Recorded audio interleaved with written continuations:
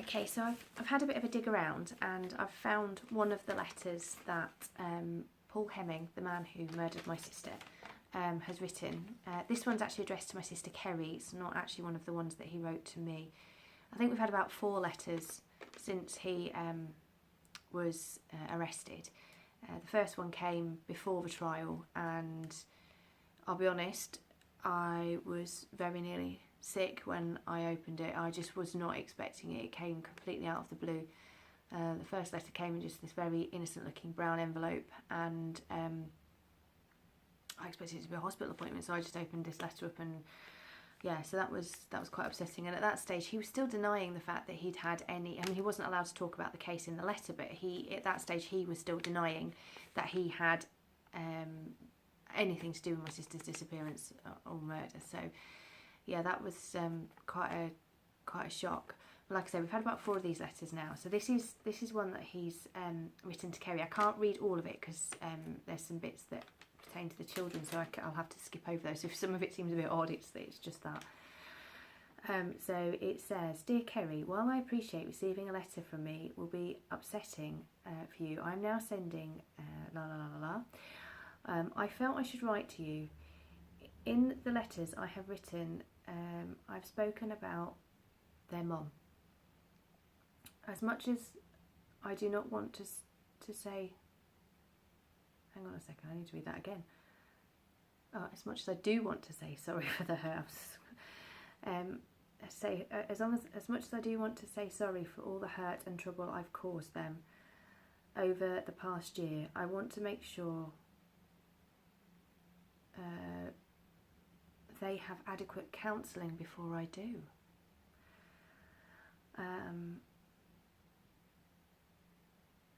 Let me just see, I just need to skip through a bit.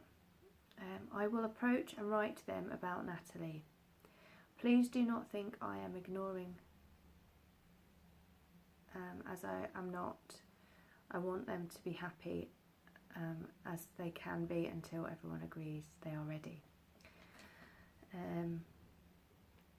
From conversations I had with Natalie, I have no doubt she was the closest to you.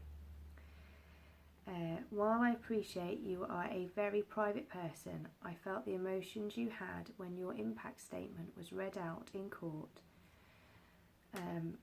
Nothing I say or do can ever justify my actions, but not a day goes past where I do not think about the words that were said in court.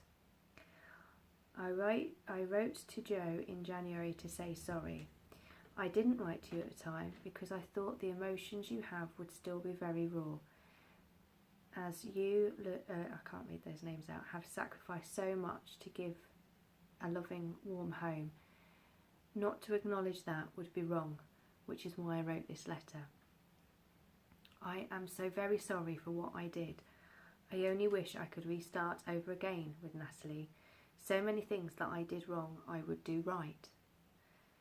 You said in taking on you want to make Natalie proud of how you bring him up. While you may be a private person, the love and kindness you have radiates off you, and I know these qualities will be absorbed. I'm sorry for all the pain and hurt I've caused you and the rest of the family. And when my letter was very similar, it was very, I don't want to sound awful, but it's crawly, creepy crawly. That's and you know, when you talk about the sort of up and down in these sorts of relationships, that to me is just like somebody who's just beaten their wife black and blue, walking in with a bunch of flowers. That is exactly what that is. It comes across exactly like that. That was his bunch of flowers to us to try and put a plaster over a broken leg. It's just, and I think the bit for me that I really struggle with is that I don't believe it's a genuine. I don't believe it's genuine. I think he's doing it because he feels he needs to, because it's just that pattern of things that he's done for such a long time. And yeah, just some comments that were in one of my letters, and something that he actually said to somebody that went to see him at the prison about, well, what does Joe want? It's not about what I want. It's not about me. And I think that's a bit confused. You know, what is right for us is that we get it right for these kids.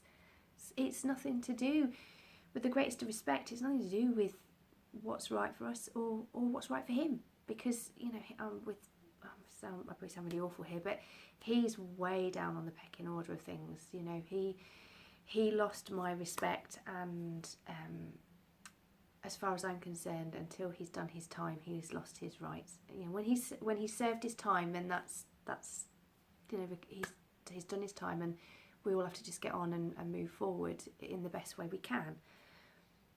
We can't bring Natalie back. It's done, and yeah, so we just have to get on with it. And I don't know that you can. I don't know if you can't punish somebody for the rest of their life. If he's done his time, then he needs to be allowed to move on with that. But at the moment, it's too soon, and I think probably, if I'm honest, it's unfair to send things like that to us. I mean, one of the letters that he wrote to me, he actually put a line in about, I too am grieving the loss of Natalie. You just think, you cheeky swine, how dare you? The reason she's not here is because you murdered her, and then you've got the cheek to write in this letter that you're missing her. I won't say what I actually said when I read that particular line, because I'd have to put lots of beeps in, but you know, you get the gist. So that's just one of the letters. And if I believed he was being genuine, then I may feel different about what he's written in there. But I don't believe it's genuine. I don't believe he feels any remorse for what he did. He still blames Natalie. He still claims that she what's the word I'm looking for? She pushed him to it. She egged him on, and that's basically the story he's sticking to. And no, I mean, geez, we can all, but nobody deserves that. And I suppose the big thing that's for us is we will never actually know what happened that night, because he's not been honest, and we know he's not been honest because the injuries that Natalie had were not consistent with the story he's given. He said that there was a single blow to the head.